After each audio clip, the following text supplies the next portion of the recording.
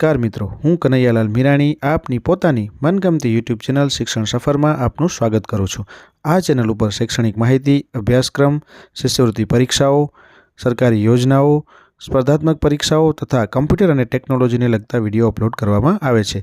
હજી સુધી તમે જો આ ચેનલને સબસ્ક્રાઇબ ના કરી હોય તો સબસ્ક્રાઇબ કરી દેજો, તમારા મિત્રોને શેર કરી દેજો અને બેલ આઇકન દબાવી દેજો જેથી અમારા નવા વિડીયોની અપડેટ આપને મળતી રહે।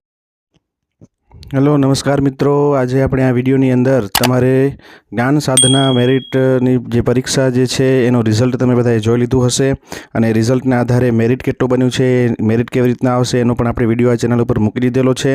તો એ વિડીયો પણ ખાસ તમે આ ચેનલ ઉપરથી જોઈ લેજો। આજે આપણે જે ચર્ચા કરવાના છીએ કે હવે આગળની રજિસ્ટ્રેશનની જે પ્રોસેસ છે, રજિસ્ટ્રેશનની પ્રોસેસની અંદર તમારે કયા કયા ડોક્યુમેન્ટની જરૂર પડશે, કારણ કે આની અંદર હવે જે છે મેરિટ આવી ગયા પછી હવે એનું રજિસ્ટ્રેશન કરવું ફરજિયાત છે। તો રજિસ્ટ્રેશન કરવા માટે થઈ અને તમારે અમુક ડોક્યુમેન્ટો છે એ ખાસ તૈયાર રાખવા પડશે, કારણ કે એ સમયે જો તમારી પાસે ડોક્યુમેન્ટો નહીં હોય તો તમે આ રજિસ્ટ્રેશન નહીં કરી શકો। એટલે ખાસ અહીંયા કરીને આપણે આજે અગત્યની માહિતી આપવાની છે આ વિડીયોની અંદર કે કયા કયા ડોક્યુમેન્ટની તમારે જરૂર પડશે, જેના કારણે તમે અગાઉથી જ આ ડોક્યુમેન્ટ જે છે એ તૈયાર રાખી શકો અને એ સમયે તમારે આ ડોક્યુમેન્ટને અપલોડ કરવાના રહેશે। તો એની આપણે આ સંપૂર્ણ ચર્ચા છે આ વિડીયોની અંદર કરવાના છીએ। તો તમે જો હજી સુધી આ ચેનલને સબસ્ક્રાઇબ ના કરી હોય તો સબસ્ક્રાઇબ કરી દેજો અને સાથે સાથે બેલ આઇકન પણ દબાવી દેજો, જેના કારણે જ્ઞાન સાધનાને લગતા અથવા તો અન્ય કોઈપણ વિડીયો જે છે અમારા નવા વિડીયોની અપડેટ આપને મળતી રહે। અને તમારા મિત્રોને પણ આ વિડીયોની લિંક છે એ શેર કરી દેજો, જેના કારણે એમને પણ સરળતાથી કયા કયા ડોક્યુમેન્ટ સાથે રાખવા એની સંપૂર્ણ માહિતી છે એ આ વિડીયોના માધ્યમથી મળી રહે। તો ચલો આપણે હવે શરૂઆત કરીએ છીએ આ વિડીયોની। તો આ વિડીયોની અંદર તમે જોઈ શકો છો કે રજિસ્ટ્રેશન તમારે ક્યાં અને કેવી રીતના કરવાનું હોય છે। તો અહીંયા કને આ તમને પોર્ટલ અહીંયા કને બતાવેલું છે, આ પોર્ટલ તમે જોઈ શકો છો। આ પોર્ટલ ઉપર તમારે રજિસ્ટ્રેશન કરવાનું હોય છે। આ પોર્ટલની અંદર અત્યારે જે માહિતી જે છે એ તમને અહીંયા જૂની માહિતી છે એ બતાવવામાં આવી છે, કારણ કે ગયા વર્ષની માહિતી છે। આ સીઈટી અને જ્ઞાન સાધના આ બંને વસ્તુની વિગત જે છે, બંનેનું રજિસ્ટ્રેશન છે એ આ પોર્ટલ ઉપર જ કરવાનું હોય છે તમારે। આ પોર્ટલ ઉપર અત્યારે 2023ની માહિતી છે એની અંદર આપેલી છે, કારણ કે હજી સુધી આપણું નવું એટલે કે આ વર્ષનું 2024નું રજિસ્ટ્રેશન છે એ હજી સુધી શરૂઆત થઈ નથી। ગયા વર્ષનો હું તમને અંદાજ જણાવી દઉં તો ગયા વર્ષે રિઝલ્ટ આવ્યા પછી 15થી 20 દિવસ પછી આ રજિસ્ટ્રેશન પ્રોસેસ છે એ ચાલુ થઈ હતી। એટલે આપણે અત્યારે રિઝલ્ટ છે એ જાહેર થઈ ગયું છે, તો હવે ટૂંક સમયમાં જ આની અંદર આ પોર્ટલની અંદર તમારું રજિસ્ટ્રેશન છે એ પણ ચાલુ થઈ જશે। તો ખાસ ધ્યાન રાખજો, આ રજિસ્ટ્રેશન તમારે કરવાનું રહેશે। આપણે મેઇન જે છે એની અંદર તમારે આ જે પોર્ટલ છે એની ખાસ તમે જોઈ લેજો। અહીંયા તમને આપેલું છે જ્ઞાન સાધના GS વાળી આખી ઉપર જે પોર્ટલનું નામ તમને દર્શાવવાનું છે એનું આ પ્રકારનો એનો લુક હશે, આ પ્રકારે એ તમે દેખાતું હશે। આ વેબસાઇટ ઉપર જઈ અને તમારે રજિસ્ટ્રેશન કરવાનું રહેશે। આ રજિસ્ટ્રેશનની અંદર તમને અહીંયા કને જે છે તબક્કા વાઇઝ રજિસ્ટ્રેશન કરવાનું હશે।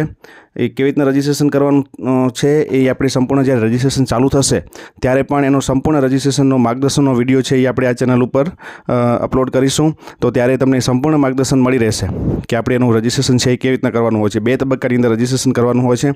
તમે અહીંયા કંઈ જોઈ શકો છો રજિસ્ટ્રેશન માટે અહીંયા કને ક્લિક હિયર કરી અને અહીંયા કને તમને આપેલું જ છે, પણ અત્યારે ક્લિક હિયર કરવાથી અહીંયા કને આ વસ્તુ છે એ ખુલતી નથી, એરર આવી જાય છે। શું કામ? કારણ કે હજી સુધી નવી માહિતી જે છે 2024ને લગતું રજિસ્ટ્રેશન છે એ શરૂઆત થયું નથી, એટલા માટે તમે અહીંયા કને જોઈ શકો છો। અહીંયા કને તમે જોવો છો કે તમારે કઈ કઈ વિગતો ભરવાની હોય છે, તો આ બધી જ વિગતો જે છે એ તમને આ પોર્ટલ ઉપર આપણે જ્યારે રજિસ્ટ્રેશન ચાલુ થશે ત્યારે એનો સંપૂર્ણ ડિટેલ વિડીયો જે છે એ આપણે આ ચેનલની અંદર મૂકીશું, તો તમે એને સરળતાથી જોઈ શકો છો। આ પોર્ટલનું ખાસ લિંક યાદ રાખજો, અમુક સમયે આ પોર્ટલ છે એ તમે ચેક કરતા રહેજો, જેના કારણે તમને પણ એક્ઝેક્ટ ખ્યાલ આવી જાય। આપણે અહીંયાથી આ ચેનલ ઉપરથી જેવું રજિસ્ટ્રેશન ચાલુ થશે એ દિવસે આપણે એની સંપૂર્ણ માહિતી તો આપશું જ, પણ તમે પણ આ લિંકની અંદર ચેક કરતા રહેજો, જેના કારણે તમને ખ્યાલ આવી જાય।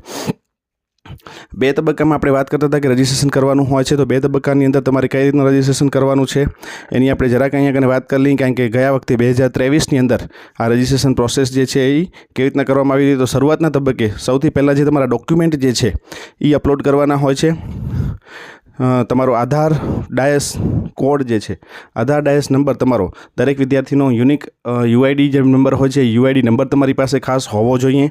એ યુઆઈડી નંબર નાખશો તો પછી તમારા મોબાઈલ ઉપર રજિસ્ટ્રેશન મોબાઈલ જે અંદર હશે એ મોબાઈલ ઉપર એક ઓટીપી આવશે અને એ ઓટીપીના આધારે તમે તમારો પાસવર્ડ જે છે એ ક્રિએટ કરી શકશો। પાસવર્ડ ક્રિએટ કરશો પછી તમારો જે યુડાયસ નંબર જે છે એ અને પાસવર્ડ દ્વારા તમે આ પોર્ટલ ઉપર લોગિન થઈ શકશો। અને લોગિન થયા બાદ સૌથી પહેલાં સ્ટેજની અંદર તમારે તમારું નામ જે લખેલું આવશે એ બરાબર છે કે નહીં ચકાસી લેવાનું છે અને ત્યારબાદ સામાન્ય વિગતો જે છે શાળાકીય વિગતો છે એ ભરવાની હશે. ત્યારબાદ મેઇન ખાસ ડોક્યુમેન્ટ અપલોડ કરવાના હશે. એના વિશે ખાસ આજે આપણે ચર્ચા કરવાની છે કે ડોક્યુમેન્ટ કયા કયા આપણને જરૂર પડશે. તો અહીંયા તમે જોઈ શકો છો આપણે અહીંયા લિસ્ટ પણ એનું આપી દીધેલું છે. ખાસ કરીને 2 પ્રકારના ડોક્યુમેન્ટ છે એ અતિ અગત્યના છે જે પહેલા તબક્કાની અંદર જ તમને માંગશે. સૌથી પહેલું જે છે આવકનો દાખલો. દરેક વિદ્યાર્થીઓએ પોતાના વાલીનો આવકનો દાખલો છે એ કાઢીને તૈયાર રાખવાનો છે 2024ના વર્ષનો, અથવા તો આગળના 2-3 વર્ષ જે છે આપણને ખબર છે આવકનો દાખલો 3 વર્ષ સુધી માન્ય ગણાય છે. તો એ 3 વર્ષ સુધીનો આવકનો દાખલો જે છે એ હોવો જોઈએ. લેટેસ્ટ હોય તો વધુ સારું છે. એટલે અત્યારે આપણી પાસે સમય છે તો તમે સરળતાથી આવકનો દાખલો છે એ પણ કઢાવીને તૈયાર રાખી શકો છો. અને બીજા નંબરનો જે ડોક્યુમેન્ટ છે એ છે જાતિનો દાખલો.